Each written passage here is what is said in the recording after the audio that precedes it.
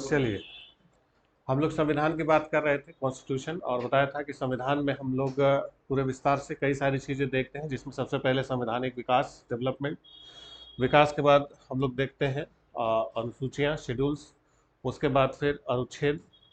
और फिर आपको बताया था कि जो अनुच्छेद थे उसमें, और सॉरी, पहले आपको बताया था विकास, विकास के बाद कुछ विदेशी स्रोत आपको लिख पाए थे, फॉरेन सोर्सेज। उसके बाद फिर पार्ट्स, भाग आपको बताए थे कि 22 भाग है, उनसे भी सवाल पूछे जाते हैं किस भाग में क्या है, डायरेक्ट ये पर्टिकुलर क्वेश्चन आता है। फिर इसके बाद शेड्यूल्स आपको बता रहे थे, अनुसूचियाँ। तो अनुसूचियों की हम लोग बात करें, जो शेड्यूल्स हमारे यहाँ हैं, तो अनुसूचियाँ जब संविधान बना था तो कितनी थी? 8 अनुसूचियाँ थी। 4 उसमें से बाद में जोड़ी गई। फिलहाल कितनी हो चुकी हैं? 12। ठीक है, तो 12 अनुसूचियाँ, उन्हीं को एक एक करके हम लोग देख रहे थे, जिसमें सबसे पहले आपको बताया था शेड्यूल 1, अनुसूची 1। तो अनुसूची 1 में क्या था? राज्य और केंद्र शासित राज्य। तो जिससे पहले राज्यों के बारे में आपको बताया था कि स्वतंत्रता के समय 11 राज्य थे, फिर बाद में नए नए राज्यों के निर्माण की मांग उठी, जिसमें सबसे पहला जो राज्य बना था वो आंध्र प्रदेश बना था। ठीक, तो भाषा के आधार पर बनने वाला सबसे पहला राज्य था। और जितने भी समितियां बनी राज्य पुनर्गठन की, सबने भाषाई राज्यों के निर्माण को डिनाई किया। इवन ये जो समितियां बनी थी, उनको इसीलिए बनाया ही गया था कि उनको देखना था कि क्या ये भाषा के आधार पर जो डिमांड चल रही है वो होनी चाहिए। तो भाषाई आधार पर राज्यों के बनाने को सबने मना किया था। और बताया था कि तीसरी वाली जो फजले अली कमेटी थी, वो उसी पोटी श्रीराम उल्लू की मृत्यु के बाद बनाई गई थी। हालांकि उन्होंने भी एक भाषा एक राज्य के फॉर्मूले को मना किया था, लेकिन ये कहा गया था कि हाँ, भाषा और सांस्कृतिक भिन्नता को आधार बनाया जा सकता है। और वही फजले अली समिति की सिफारिशों पर 1956 में राज्य पुनर्गठन अधिनियम, स्टेट रीऑर्गेनाइजेशन एक्ट 1956 पास किया गया, जिसमें 14 राज्य और 6 केंद्र शासित राज्य का निर्माण होता है। तो वहीं से राज्य निर्माण की प्रक्रिया शुरू हुई, फिर धीरे धीरे करके नए नए राज्य बनते चले गए। बताया था कि 1960 में बॉम्बे टूटा, हरियाणा और अरे बॉम्बे टूटा, गुजरात और महाराष्ट्र बने। फिर 66 बताया कि हरियाणा पंजाब से अलग हो गया। 70 में अरे 68 में आपको बताया कि जो तमिलनाडु था वो, उसका मद्रास से नाम तमिलनाडु कर दिया गया। 73 में मैसूर कर्नाटका हो गया। फिर 87 में उधर अरुणाचल प्रदेश बना। गोवा को पूर्ण राज्य का दर्जा दिया गया। फिर सन 2000 में 3 राज्य बने थे, झारखंड, छत्तीसगढ़ और उत्तराखंड। 1 नवंबर को छत्तीसगढ़ बना, 9 नवंबर को उत्तराखंड और 15 नवंबर को झारखंड। फिर 2 जून 2014 को तेलंगाना बना, आंध्र प्रदेश से अलग हुआ। और फाइनली 31 अक्टूबर को जम्मू कश्मीर राज्य जो था वो 2 केंद्र शासित राज्यों में कन्वर्ट हो गया। फिर इसके बाद यूनियन टेरिटरीज बताया था कि केंद्र शासित राज्यों की संख्या कुल कितनी है? 8 है, जिसमें सबसे जो रिसेंट बना 26 जनवरी 2020 को गोवा, दमन दीव और दादरा नगर हवेली को मर्ज कर दिया गया। ठीक, तो फिलहाल 8 केंद्र शासित राज्य है, और उनकी व्यवस्थाएं बताया अलग अलग है कि, और इनके बनाने के कारण भी अलग अलग थे। सांस्कृतिक कारण थे, प्रशासनिक कारण थे, और कुछ सामरिक दृष्टिकोण से भी इनको बनाया गया। चलिए, यहाँ तक हम लोग का हो गया था। अब हमारा आता है शेड्यूल 2, अनुसूची 2। तो जो अनुसूची 2 है, हमारा शेड्यूल 2 है। इस शेड्यूल 2 में जो दिए गए हैं हमारे संवैधानिक पदों के जो लोग हैं, उनके वेतन और भत्ते, लिख लीजिए, वेतन और भत्ते, सैलरीज एंड अलाउंसेस, वेतन और भत्ते, सैलरीज एंड अलाउंसेस। तो वेतन और भत्ते किस शेड्यूल में दिया गया है? शेड्यूल 2 में दिया गया है। तो जो वेतन और भत्ते, तो इसमें ध्यान रखेंगे कि शेड्यूल 2 में 9 पद दिए गए हैं जिनका अपना वेतन है। ठीक है, अब इसमें जो अलग अलग पदों के हमारे वेतन दिए गए हैं शेड्यूल 2 में, अब किसका किसका वेतन दिया गया है, इसके नाम आप लिख सकते हैं कि किसका किसका वेतन हमारे अनुसूची 9 में मेंशन किया गया है।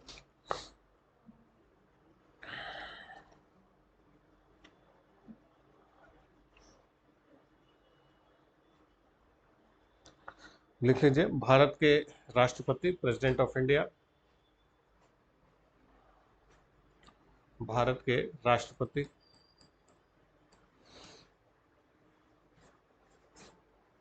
ठीक, फिर राज्यपाल, राज्यों के राज्यपाल, लोकसभा के अध्यक्ष और उपाध्यक्ष,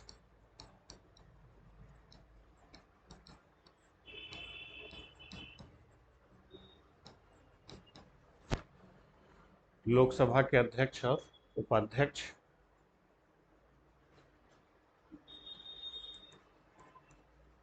फिर राज्यसभा के सभापति और उपसभापति, राज्यसभा के सभापति और उपसभापति, राज्यसभा के सभापति और उपसभापति, फिर विधानसभा के अध्यक्ष और उपाध्यक्ष, speaker of legislative assembly, speaker and deputy speaker of legislative assembly, विधानसभा के अध्यक्ष और उपाध्यक्ष, speaker and deputy speaker of legislative assemblies, फिर विधान परिषद के सभापति और उपसभापति,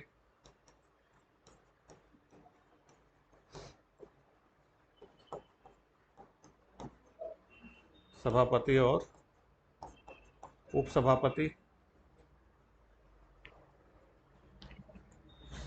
विधान परिषद के सभापति और उपसभापति,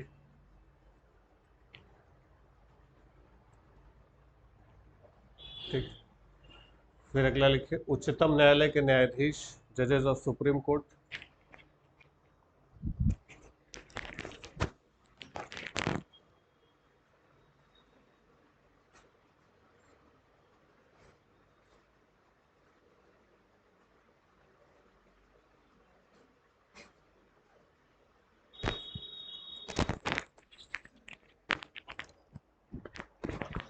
उच्चतम न्यायालय के न्यायाधीश, फिर उच्च न्यायालय के न्यायाधीश, जजेस ऑफ हाई कोर्ट, उच्च न्यायालय के न्यायाधीश, जजेस ऑफ हाई कोर्ट,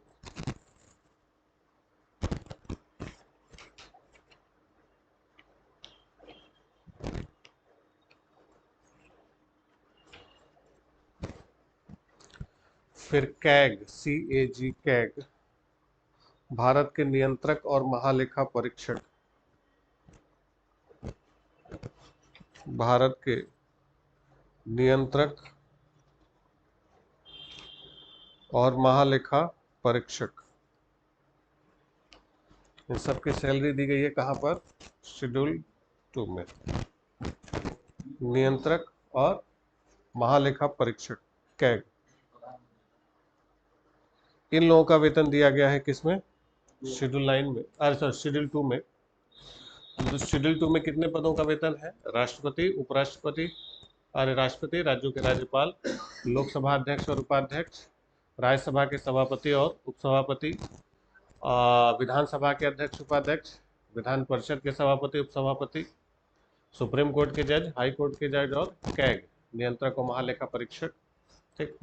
अब इसमें घुमा फिरा के आएगा कि 3-4 नाम दिए जाएंगे, इनमें से किसका जो वेतन है वो अनुसूची 2 में नहीं है। अब बताइए क्या भारत के उपराष्ट्रपति का वेतन शेड्यूल 2 में है या नहीं है?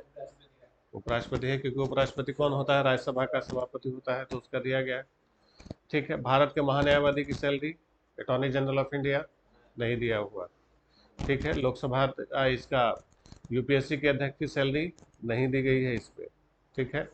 मुख्य निर्वाचन आयुक्त की सैलरी नहीं दी गई, ठीक।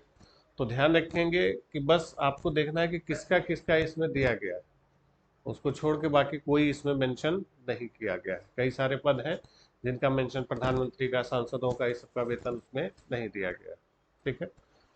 अब ये आपको समझ में आ गया। अब फैक्ट के रूप में, अब क्योंकि सैलरी की बात हम लोग कर रहे हैं तो एक नंबर जरूर लिख लेते हैं कि भाई किस पद को कितना वेतन दिया जाता है, ठीक है। तो जो बड़े बड़े पद हैं, संवैधानिक पद हैं, उनकी सैलरी हम लोग फैक्ट के रूप में लिख लेंगे।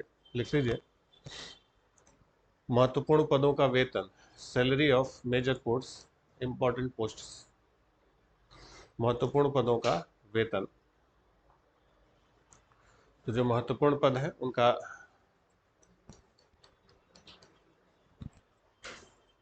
वेतन,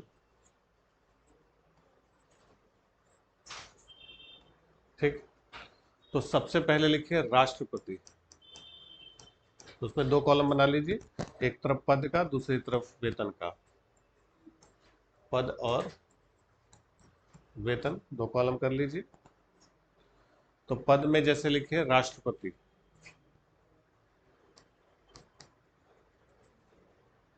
तो पद में क्या है, राष्ट्रपति। तो राष्ट्रपति का वेतन कितना है, 5 लाख। 5 लाख, ठीक। फिर दूसरा पद है उपराष्ट्रपति, तो उपराष्ट्रपति का वेतन कितना है, 4 लाख।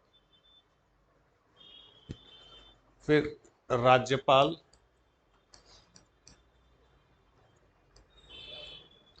तो राज्यपाल का वेतन कितना है, 3,50,000। 3,50,000। तो जितने भी राज्यों के राज्यपाल होते हैं उनका वेतन कितना है, 3,50,000। फिर लोकसभा अध्यक्ष, स्पीकर ऑफ लोकसभा,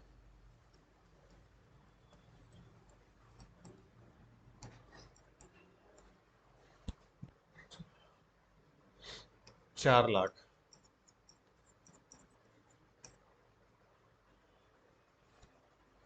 फिर भारत के मुख्य न्यायाधीश, chief justice of India, Bharat के मुख्य न्यायाधीश, भारत के मुख्य न्यायाधीश, इनकी सैलरी है 2,80,000।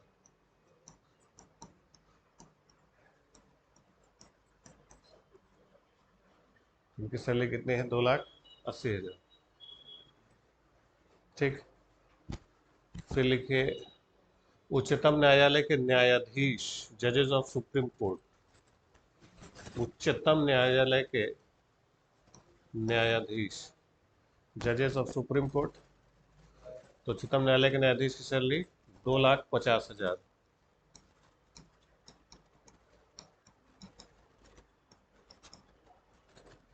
उच्चतम न्यायालय के न्यायाधीश का वेतन कितना है, 2,50,000।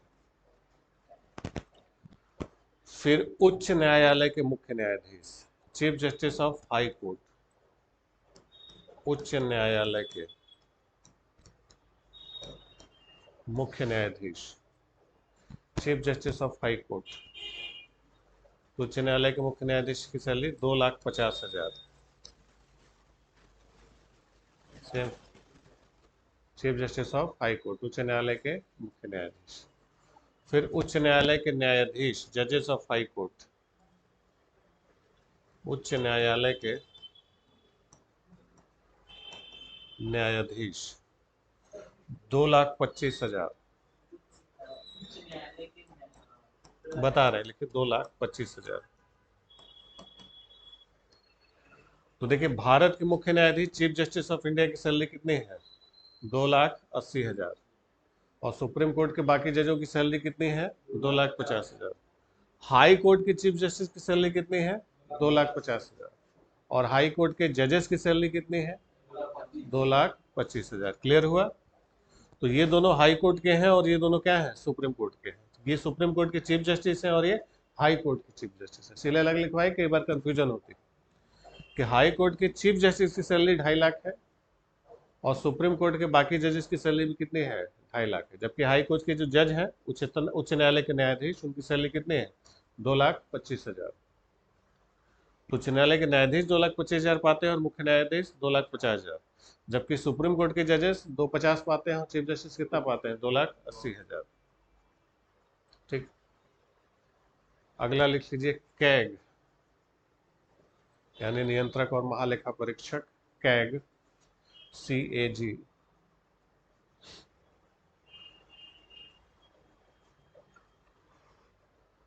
तो कैग की सैलरी भी है 2,50,000, 2,50,000। कैग की सैलरी कितनी है, 2,50,000। इसके बाद है मुख्य निर्वाचन आयुक्त, चीफ इलेक्शन कमिश्नर,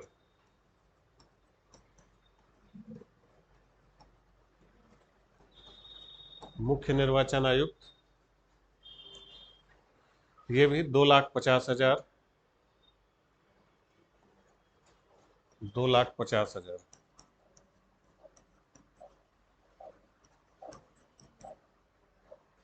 तो मुख्य निर्वाचन आयुक्त यानी चीफ इलेक्शन कमिश्नर। फिर यूपीएससी के अध्यक्ष, चेयरमैन यूपीएससी। तो यूपीएससी के अध्यक्ष जो है वो 2,50,000 सैलरी पाते हैं, 2,50,000,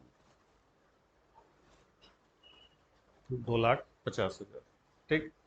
तो ये फैक्ट के रूप में इकट्ठा आपको लिखवा दिया कि आगे जैसे जो जो पद आएंगे तो आपको इकट्ठा आपको पता रहेगा कि सबका वेतन यहाँ पर दिया हुआ है, तो आप एक जगह पर सारा सबका आपका कलेक्शन रहेगा। तो इसको ध्यान रखिएगा, बार बार इसको पढ़ते रहिएगा, ध्यान रखेंगे। अब देखिए इनमें से ये है, ये है, ठीक है, इन लोगों की सैलरी कहाँ पर नहीं दी गई है? शेड्यूल 2 में नहीं दी गई है। किसकी किसकी? चीफ इलेक्शन कमिश्नर और चीफ चेयरमैन यूपीएससी की। ठीक है, इतना हो गया। तो ये हम लोग बात कर रहे थे किसकी? अनुसूची 2 की। अनुसूची 2 में क्या दिया गया है? वेतन और भत्ते, सैलरीज और अलाउंसेस। ठीक है, चलिए अगला आ जाए शेड्यूल 3, अनुसूची 3। तो जो शेड्यूल 3 है, अनुसूची 3 है, अनुसूची 3 में दिया गया है ओथ्स एंड अफर्मेशंस, शपथ एवं प्रतिज्ञान।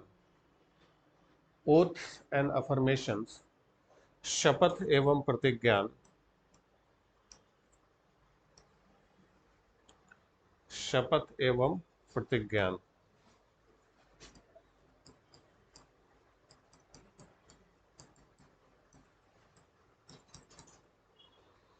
तो होता क्या है कि ओथ एंड अफर्मेशन में, शपथ एवं प्रतिज्ञान में क्या है कि जो भी संवैधानिक पदों पर लोग जाते हैं, जब चुने जाते हैं, तो उनका आप देखेंगे एक शपथ ग्रहण होता है ना। वो कहते हैं ना, मैं ईश्वर को साक्षी मान कर ये शपथ लेता हूँ।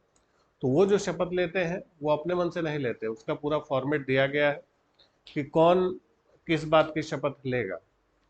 उसकी भाषा बदल सकती है, भाषा बदलने का मतलब उसको ट्रांसलेट किया जा सकता है हिंदी में, अंग्रेजी में, गुजराती कोई है तो गुजराती में, संस्कृत वाला संस्कृत में कर दे, तमिल वाला तमिल में कर दे, जो भाषाएं हैं सब में ट्रांसलेट हो सकता है, लेकिन शब्द नहीं बदलेंगे, फॉर्मेट नहीं बदलेगा, और जितना कहा गया उतना ही कहना है। अपने मन से 2-4 लाइन नहीं उसमें जोड़ेंगे। लिखा हुआ है कि मैं ईश्वर को साक्षी मान के, तो उतना ही बोलेंगे, उससे एक शब्द ज्यादा नहीं हो सकता।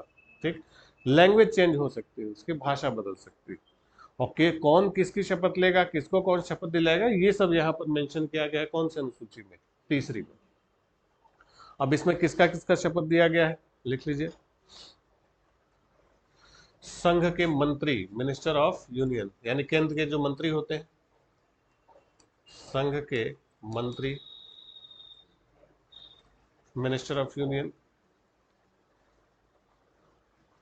फिर जब देखिए संसद का भी चुनाव होगा, तो चुनाव के जितने प्रत्याशी होते हैं वो शपथ लेते हैं, लिख लीजिए। संसद के चुनाव के प्रत्याशी, candidate for the election of Lok Sabha या इलेक्शन ऑफ पार्लियामेंट, लिख लीजिए। Candidate for the election of parliament, संसद के चुनाव के प्रत्याशी।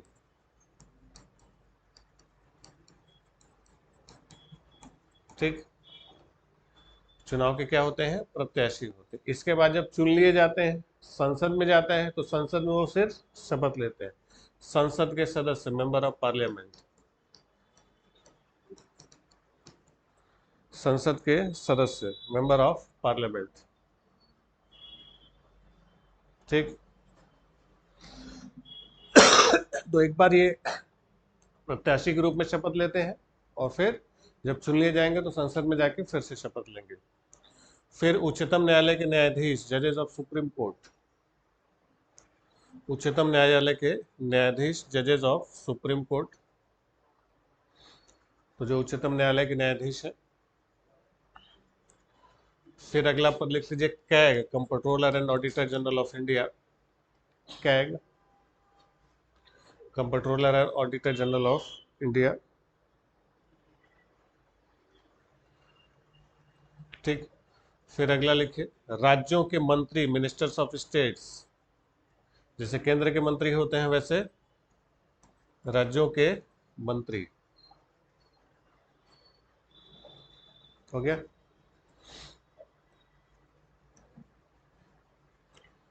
Candidate for the election to the legislature of states, राज्य विधानसभा चुनाव के प्रत्याशी।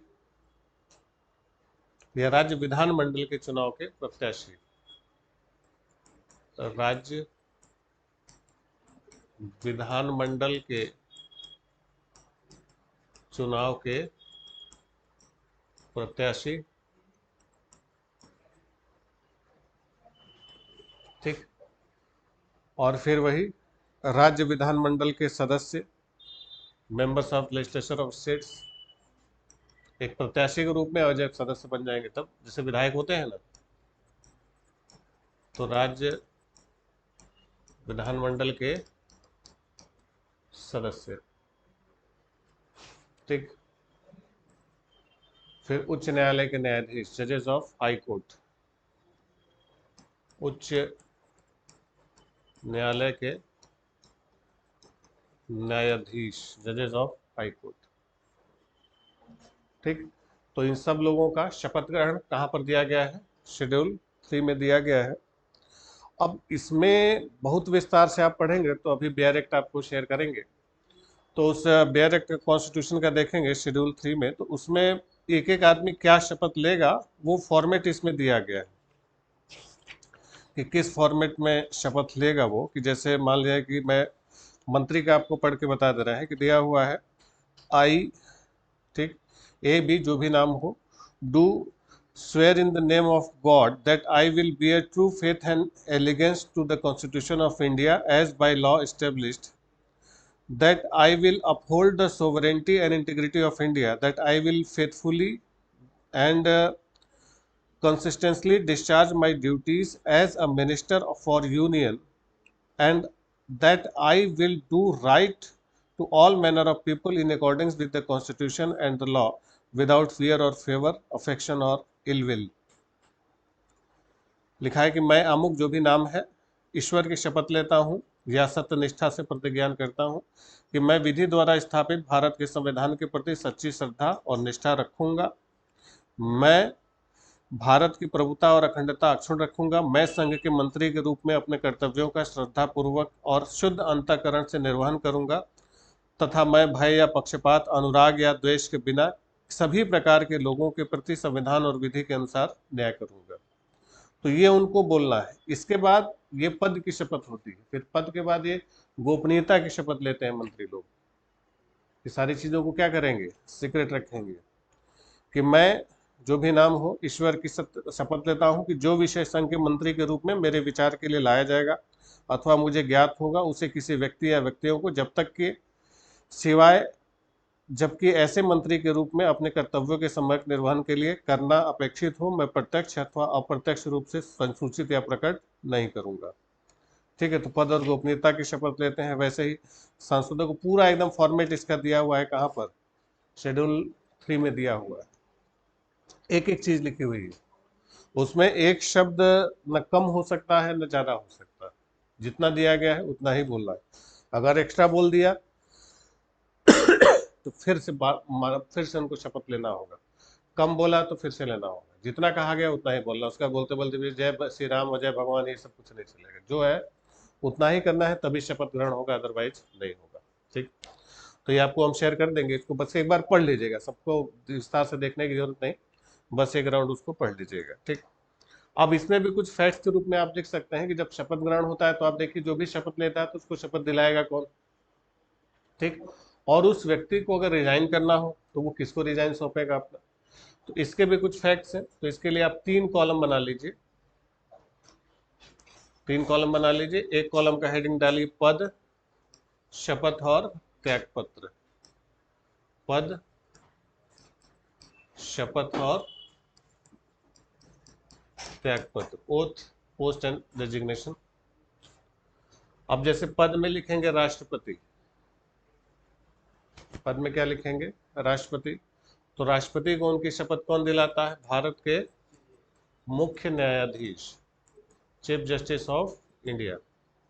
तो भारत के राष्ट्रपति को शपथ कौन दिलाता है? Chief justice of India, Bharat के मुख्य न्यायाधीश। ये रिजाइन किसको करेंगे? उपराष्ट्रपति को रिजाइन करते हैं। ठीक है। तो भारत के राष्ट्रपति किसको त्यागपत्र देंगे? उपराष्ट्रपति को त्यागपत्र देते हैं। और शपथ कौन दिलाएगा? भारत के मुख्य न्यायाधीश, चीफ जस्टिस ऑफ इंडिया। ठीक। अगला पद है हमारा किसका, उपराष्ट्रपति, वाइस प्रेसिडेंट। ठीक, तो जो उपराष्ट्रपति होते हैं, उपराष्ट्रपति को शपथ कौन दिलाएगा, राष्ट्रपति शपथ दिलाते हैं, प्रेसिडेंट। और उपराष्ट्रपति रिजाइन भी किसको करते हैं, राष्ट्रपति को ही करते हैं। तो राष्ट्रपति इनको शपथ दिलाते हैं, राष्ट्रपति को ही ये क्या करते हैं, रिजाइन देते हैं। ठीक, अगला लिखिए, लोकसभा अध्यक्ष, स्पीकर ऑफ लोकसभा, लोकसभा अध्यक्ष। तो लोकसभा का अध्यक्ष का जो शपथ ग्रहण होता है वो नहीं होता, उसको क्रॉस कर दीजिए, कोई शपथ ग्रहण नहीं होता। होता क्या है कि जो लोकसभा के स्पीकर होते हैं वो एक साधारण सांसद की भांति शपथ लेते हैं, अलग से अध्यक्ष पद का शपथ नहीं होता। जब सांसदों का शपथ होता है उसी समय वो लेते हैं, स्पीकर का कोई शपथ ग्रहण नहीं होता। तो इनका त्यागपत्र लिखिए, लोकसभा के उपाध्यक्ष, डिप्टी स्पीकर ऑफ लोकसभा, ये लोकसभा के उपाध्यक्ष को अपना क्या देंगे, रिजाइन करेंगे। ठीक, इसके बाद है राज्यपाल।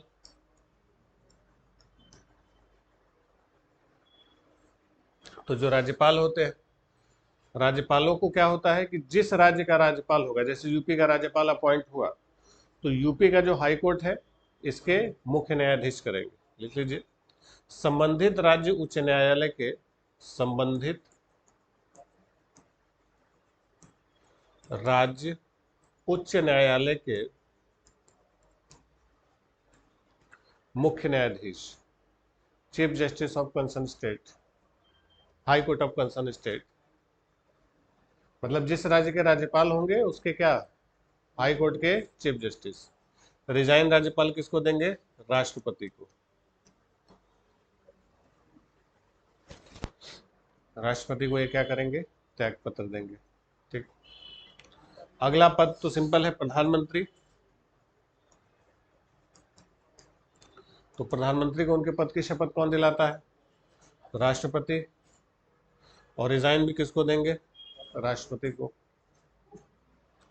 अगला है मुख्यमंत्री, चीफ मिनिस्टर। तो मुख्यमंत्री को शपथ कौन दिलाएगा, राज्यपाल। और रिजाइन भी किसको देंगे, राज्यपाल को देंगे। तो सिंपल होता है उनका प्रोसीजर।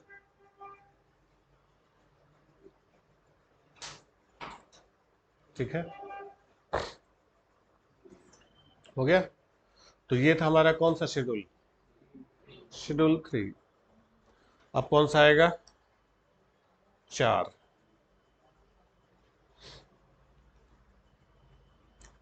तो जो शेड्यूल 4 है, अनुसूची 4 है, तो अनुसूची 4 में क्या है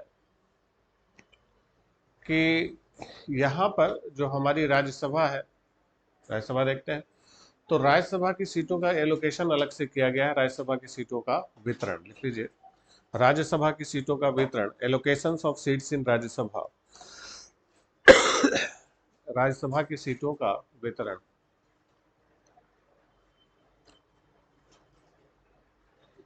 allocations of seats in Rajya Sabha, Rajya Sabha की सीटों का वितरण।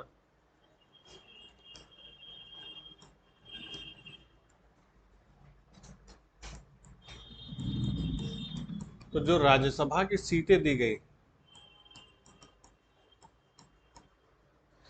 तो जो काउंसिल ऑफ स्टेट्स है, राज्यसभा की सीटें हैं, उनका एलोकेशन कहां पर दिया गया है, शेड्यूल 4 में। अब यहाँ पर क्या है कि जो राज्यसभा हमारी है, काउंसिल ऑफ स्टेट जिसको बोलते हैं, तो इसमें अलग अलग सीटों का निर्धारण किया गया है। अब जैसे लोकसभा है, तो लोकसभा की सीटों का बंटवारा जनसंख्या के हिसाब से किया गया है कि जहाँ पर राज्य की जनसंख्या ज़्यादा है वहाँ पर सीटें ज़्यादा है, जहाँ पर जनसंख्या कम है वहाँ पर सीटें कम है। कायदे से राज्यसभा में ऐसा नहीं होना चाहिए था, लेकिन हमारे यहाँ ये थोड़ा सा अजीब सी व्यवस्था की गई है कि यहाँ पर राज्यसभा की सीटों का बंटवारा भी पॉपुलेशन के अकॉर्डिंग किया गया है, जनसंख्या के हिसाब से। अब जैसे अमेरिका है, अमेरिका में 50 राज्य हैं, तो राज्यसभा की सीटें हर राज्य को, अगर एक चाहे बड़ा हो चाहे छोटा हो, चाहे हवाई द्वीप हो, हवाई द्वीप छोटा सा है, सबको 2-2 सीटें बराबर। तो इससे राज्यों का प्रतिनिधित्व क्या होगा, बराबर होगा। अब हमारे क्या है कि पॉपुलेशन के हिसाब से, जैसे यूपी है, यूपी में राज्यसभा की 31 सीटें हैं और नॉर्थ ईस्ट के जितने स्टेट हैं, मणिपुर, मिजोरम, मेघालय, वहां पर एक एक सीट है। ठीक। अब जिस राज्य में राज्यसभा की 31 सीट है, उनका राजनीतिक मूल्य ज्यादा होगा कि जहां पर एक सीट है? जहां ज्यादा है उनकी वैल्यू ज्यादा होगी। अब देखिए, नॉर्थ ईस्ट की कोई बात ही नहीं करता, या अगर किसी मुद्दे पर नॉर्थ ईस्ट वाले अगर सरकार का विरोध करना चाहे राज्यसभा में कि कोई बिल हम पास नहीं होने देंगे, तो नॉर्थ ईस्ट नहीं कर सकता। कि वो कुल मिला दे ना, तब भी यूपी अकेले भारी पड़ेगा। यानी उनके 8 राज्य मिलके भी यूपी को पार नहीं कर पाएंगे। तो कहा यूपी एक राज्य अकेले, कहा उधर से 8 राज्य लगे हुए। तो क्या ये जस्टिफाइड है? नाम दिया गया है राज्यसभा, तो राज्यों का प्रतिनिधित्व तो बराबर होना चाहिए। ये तो फिर वही संख्या का खेल हो गया कि जिसकी जनसंख्या ज्यादा है वो ज्यादा पावरफुल है, जिसकी जनसंख्या। अमेरिका में ऐसा नहीं, वहां पर जो अपर हाउस है राज्यसभा है, वहां पर सबको बराबर रिप्रेजेंटेशन है। 2 सीट मतलब 2 सीट, चाहे बड़ा हो चाहे छोटा हो। तब तो राज्य बराबर इक्वल लेवल पर आएंगे। यहाँ पर इक्वलिटी है ही नहीं। समझ गए? तो कायदे से ये बंटवारा होना चाहिए था, किस आधार पर सबको बराबरी देखनी चाहिए थी। तो इसीलिए हमारे यहाँ क्षेत्रीय असंतुलन जिसको बोलते हैं ना, जो रीजनल डिसबैलेंस है विकास के रूप में, कार्य और राजनीति के रूप में, ये इसी वजह से है कि राजनीतिक रूप से असंतुलन बहुत ज्यादा। भाई सरकार को भी, मोदी जी को भी पता है कि भाई यूपी में 31 सीटें हैं या लोकसभा की 80 सीट है, अब कहाँ एक सीट है। तो एक साइड वाले के लिए कौन मारामारी करेगा? दिमाग कहाँ लगाएंगे? जहाँ 80 सीटें हैं उस पर फोकस करेंगे। तो वहाँ सड़क बनवाया जाएगा, वहाँ टेंट पेंट करवाएंगे, लाइट बत्ती फुहारा वुहारा जलाएंगे बढ़िया से। अब जहाँ एक थे तो बोले छोड़ दो यार, हटाओ, कोई दिक्कत नहीं, वो न रहे। ऐसे ऐसे 7 स्टेट हैं, छोड़ दो, कौन जान लेगा? समझ गए? तो महत्व क्या हो गया? कम हो गया। खैर, तो ये थोड़ा सा गड़बड़ है। अब इसमें भी आपको ध्यान रखना होगा कि कुछ, अब इसमें है कि संख्या का खेल है, नंबर है। तो इसमें कुछ फैक्ट के रूप में आप चार्ट बना सकते हैं कि किस राज्य में विधानसभा की कितनी सीटें हैं, या सॉरी लोकसभा की कितनी सीटें हैं और राज्यसभा की कितनी सीटें हैं। ठीक। तो इसके लिए पहले कुछ, जैसे यहाँ पर आपको दिखाई दे रहा है केंद्र शासित राज्य।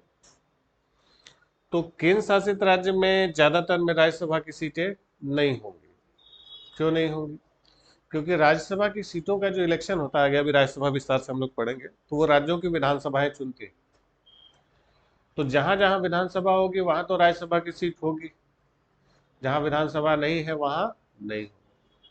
तो यूनियन टेरिटरीज में अगर देखा जाए कि कितने राज्यों में विधानसभा की सीटें हैं, 3 होगी। कौन कौन सा? दिल्ली, जम्मू कश्मीर और पौंडीचेरी। बस 3 जगह विधानसभा की सीटें, सॉरी राज्यसभा की सीटें होंगी। बाकी 5 यूनियन टेरिटरीज कौन कौन सी?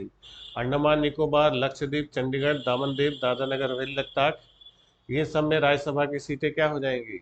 0, खाली। कोई पूछने वाला ही नहीं है इनको, विधानसभा ही नहीं।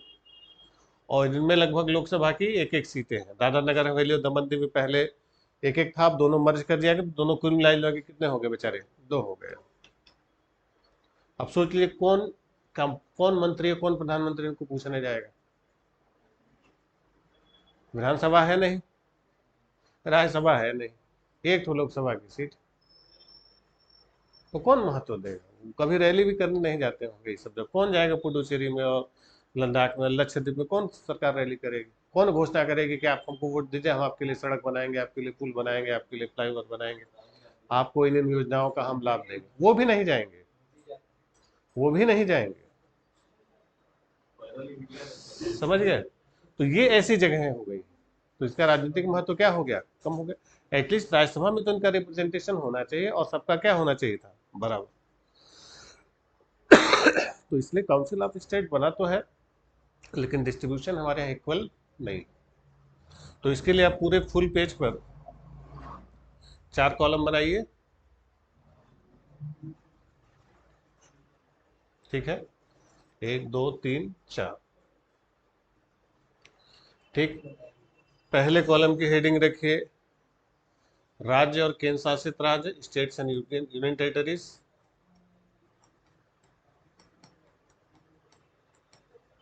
दूसरे कॉलम की हेडिंग बनाइए राज्यसभा की सीटें,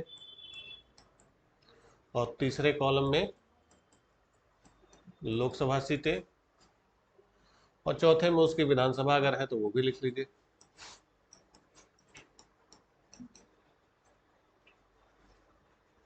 विधानसभा, या इसको कल कर लिया जाए अगली क्लास में। अब इकोनॉमिक्स, और इकोनॉमिक्स अभी कल नहीं हुआ,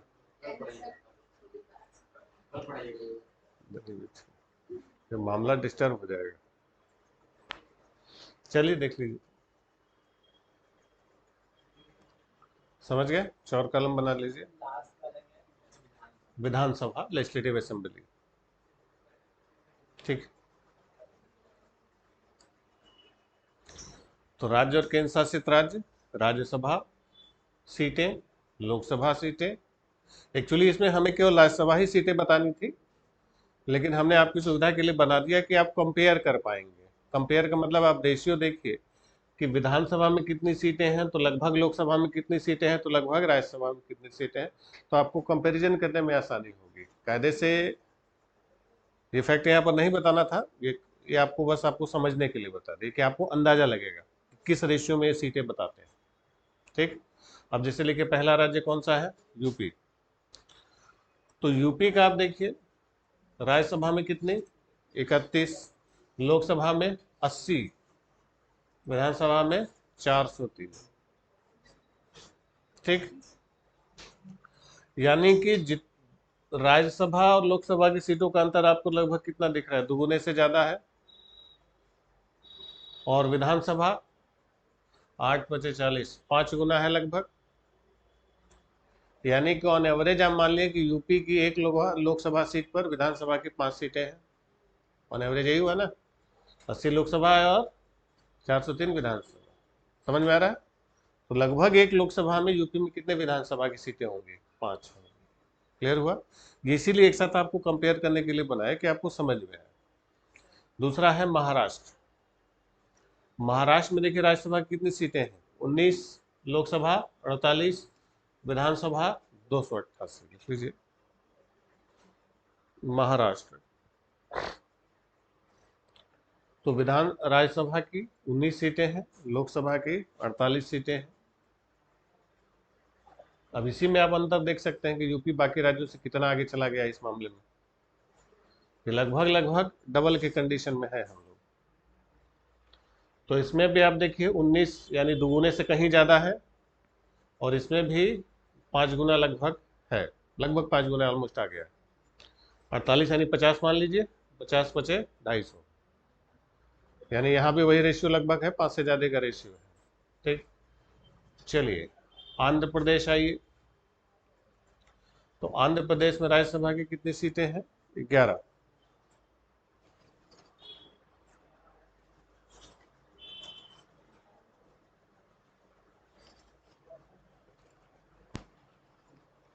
आंध्र प्रदेश में राज्यसभा की 11 सीटें हैं, लोकसभा की 25, वही दुगुने से भी ज़्यादा है, और विधानसभा 175, 175। फिर है वेस्ट बंगाल, पश्चिम बंगाल। लोकसभा राज्यसभा कितनी है, 16 है, लोकसभा 42, यानी 16 गुना कितना हो गया, 32, लगभग लगभग 2.5 गुना है यहाँ पर। और विधानसभा कितना है, 294, वही रेशियो लगभग आ रहा है,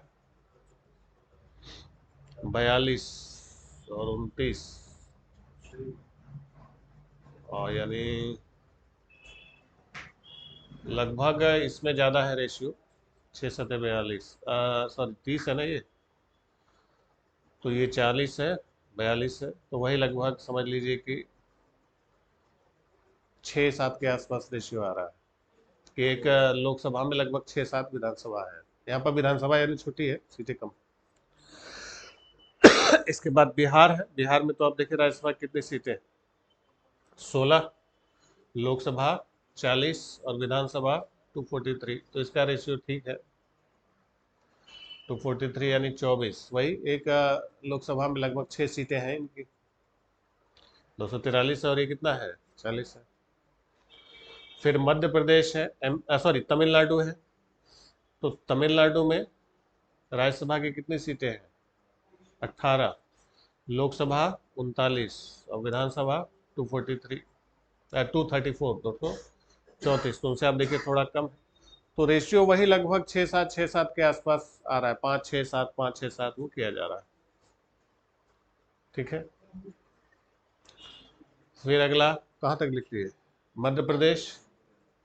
एमपी में राज्यसभा की कितनी सीटें हैं, 11 सीटें हैं।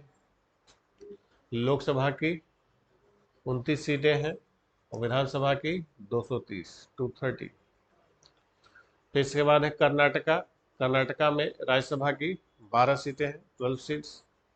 लोकसभा की 28 सीटें, ठीक, और विधानसभा की 224 224। फिर आते हैं गुजरात। तो गुजरात में राज्यसभा कितनी है, 11, लोकसभा 26, विधानसभा यहाँ थोड़ी हल्की है, यानी विधानसभा के आप देखिए रेशियो थोड़ा सा कम नजर आ रहा है। राजस्थान, राज्यसभा 10, विधानसभा 25, ये 200, यानी कितने का रेशियो आ रहा है, 8, यानी एक लोकसभा सीट में इनकी विधानसभा की कितनी सीटें हैं, 8 सीटें। उड़ीसा देखिए, राज्यसभा है 10, लोकसभा है 21 और विधानसभा है 147। फिर छत्तीसगढ़, छत्तीसगढ़ में राज्यसभा 5, लोकसभा 11, विधानसभा 90, ठीक। फिर है तेलंगाना। तेलंगाना में कितना है, राज्यसभा 7, लोकसभा 17। अभी और है, नीचे लाइन का है, बंद कर दिए। 28 राज्य हैं, 6 केंद्र शासित राज्य, 34 आएगा, ठीक है, 119। फिर केरल है। केरल में राज्यसभा कितनी है, 9, लोकसभा 20, विधानसभा 140। हो गया, हाँ। इसमें एक लोकसभा में कितनी सीटें आ गई, विधानसभा की 7 सीटें आएंगी।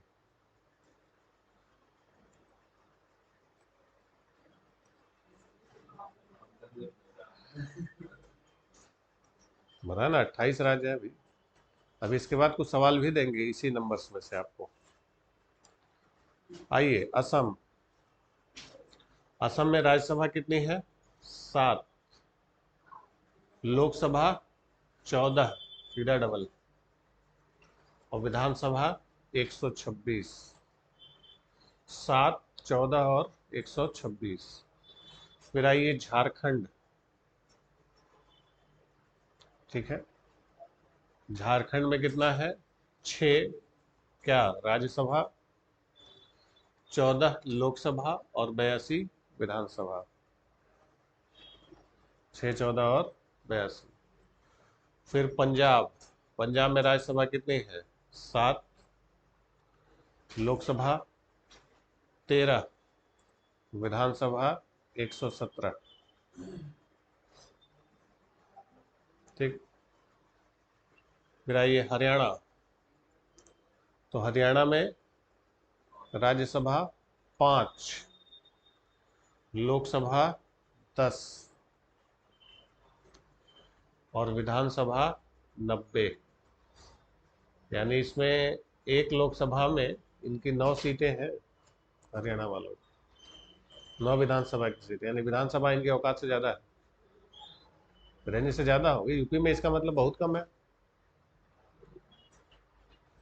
यूपी में 8-5-40 400 का रेशियो था, 80 था। तो यानी यूपी में एक लोकसभा में कितनी सीटें थी, 5, यहाँ पर एक लोकसभा में कितनी सीटें हैं, 9 सीटें। फिर अगला आ जाइए जम्मू कश्मीर, राज्यसभा कितनी, 4, लोकसभा 5, विधानसभा 114। तो इसमें ध्यान रखेंगे कि राज्यसभा कम होनी चाहिए थी, क्योंकि पहले लद्दाख भी था, लेकिन क्योंकि लद्दाख में यूनियन टेरिटरी है, लद्दाख में विधानसभा थी नहीं, तो लद्दाख वाली भी राज्यसभा की सीट किस में आ गई, जम्मू कश्मीर। तो इसीलिए थे इसमें इसमें ज़्यादा अंतर नहीं, समझ रहे हैं? क्योंकि पहले लद्दाख वाला हिसाब किताब था, लद्दाख में राज्यसभा दिया नहीं गया, तो उसका भी राज्यसभा किसको मिल गया, जम्मू कश्मीर। उत्तराखंड, उत्तराखंड में लोकसभा की कितनी है, 3, अरे राज्यसभा 3, लोकसभा 5 और विधानसभा 87, 87। फिर हिमाचल प्रदेश, राज्यसभा 3, लोकसभा 4 और विधानसभा 70। अब 70 यानी इनमें बहुत ज़्यादा हो गया। 70 में 4 का भाग दीजिए, कितना हो जाएगा, 35, 17.5 लगभग। यानी एक लोकसभा सीट में 17 विधानसभा की सीटें हैं। नहीं, नॉर्थ ईस्ट में तो एक एक जानबूझ के दे दिया गया है भाई, कम है वहाँ पर, लेकिन जिसमें ज़्यादा है थोड़ा सा, तो वहाँ पर आप रेशियो अब देखिए। अब इसके बाद देखिए एक एक नंबर शुरू हो गया। त्रिपुरा है, त्रिपुरा में राज्यसभा कितनी है, 1, लोकसभा 2, विधानसभा 68, 68। फिर अरुणाचल प्रदेश, राज्यसभा 1, लोकसभा 2, विधानसभा 60। फिर गोवा, राज्यसभा 1, लोकसभा 2, विधानसभा 40। फिर मेघालय, राज्यसभा 1, लोकसभा 2, विधानसभा 60, 60। फिर मणिपुर, राज्यसभा 1, लोकसभा 2, विधानसभा 60। फिर मिजोरम, राज्यसभा 1, लोकसभा 1, विधानसभा 40। फिर नागालैंड, राज्यसभा 1, लोकसभा 1, विधानसभा 60। फिर दिल्ली, दिल्ली में राज्यसभा कितनी सीटें, 3, लोकसभा 7 और विधानसभा 70। ठीक। फिर पौंडीचेरी, राज्यसभा 1, लोकसभा 1 और विधानसभा 30। तो दिल्ली में लोकसभा की 7 सीटें, इस सब में 40-60 नहीं दिख रहा, वो पहाड़ी राज्य है तो इसलिए उनको दिख दिया गया। ठीक है। सिक्किम 1, 1, 32 हो गया। फिर दिल्ली में 3, 7, 70 और पौंडीचेरी में 1, 1, 30। ठीक। इसके बाद यूनियन टेरिटरीज हैं जो जिनमें नहीं है, कुछ यूनियन टेरिटरीज है, दिल्ली, पौंडीचेरी, कश्मीर, वही हो गया। अब लिख लीजिए अंडमान निकोबार, इसमें राज्यसभा नहीं है, लोकसभा 1, विधानसभा नहीं। लक्षद्वीप में राज्यसभा नहीं है, लोकसभा 1 है, विधानसभा 0। चंडीगढ़ में राज्यसभा नहीं है, लोकसभा 1 है, विधानसभा 0। दादरा नगर हवेली में भी राज्यसभा नहीं है, लोकसभा 2 है, विधानसभा 0। लद्दाख में 1, 0। ठीक। अब यहाँ पर देखिए, इसमें दादरा नगर हवेली और दमन दीव में 1, 1 था अलग अलग, दोनों मर्ज हो गए, इसलिए कितने हो गए, 2 नहीं तो यहाँ भी 1 ही होता। ठीक है,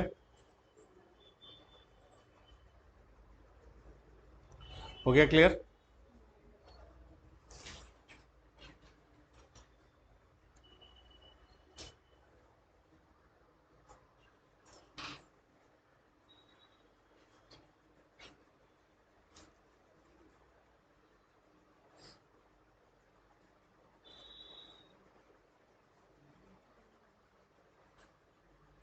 मतलब कुल मिला कि बस लोकसभा की एक एक सीटें दे दी गई हैं यहाँ पर, बाकी कुछ नहीं है यहाँ पर। कितने जगहों पर? 6, सॉरी 5 जगहों पर। बताया था 8 केंद्र शासित राज्य हैं, 3 में विधानसभा है। तो जहां जहां विधानसभा है वहां पर राज्यसभा की सीटें होंगी, जहां विधानसभा नहीं है वहां पर राज्यसभा की सीटें नहीं है। तो इन 5 जगहों पर विधानसभा की सीटें नहीं थी। ठीक। तो जब विधानसभा नहीं है तो फिर राज्यसभा भी यहाँ पर नहीं। हो गया, लिख लिया आपने? चलिए अब कुछ क्वेश्चन दे रहे हैं, लिखिए। तो लोकसभा की सर्वाधिक सीटों वाले 5 राज्य डिक्रीजिंग ऑर्डर में, ठीक है। तो maximum states having maximum seats of Lok Sabha in decreasing order, Lok Sabha की सर्वाधिक सीटों वाले 5 राज्य घटते हुए क्रम में, 1 2 3 4 5, ठीक है। फिर लिखिए, 2 3 लाइन की जगह छोड़ दीजिए। फिर लिखिए राज्यसभा की सर्वाधिक संख्या वाली सीटों वाले 4 राज्य, 4 स्टेट्स ऑफ राज्य maximum numbers of Rajya Sabha seats, decreasing order में आपको लिखना है।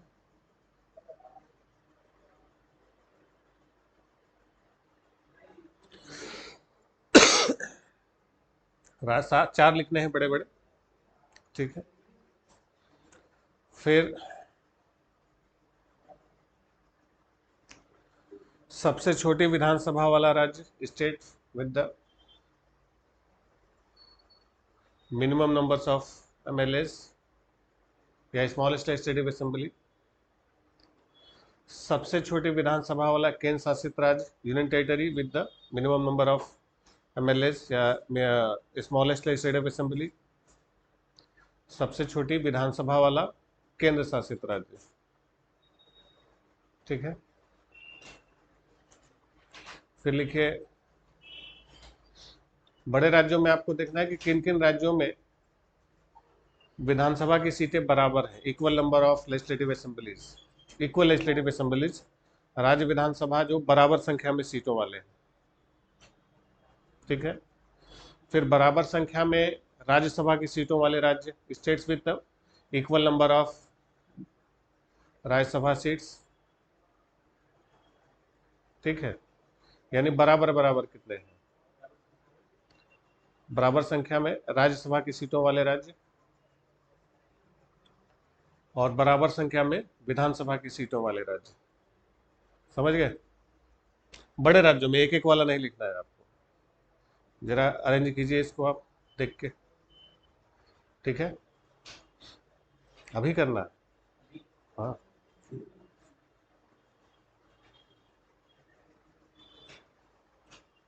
ठीक है। इसको आप अरेंज कीजिए, फिर अगली क्लास में हम लोग मिलते हैं, इसको टाटा करते हैं।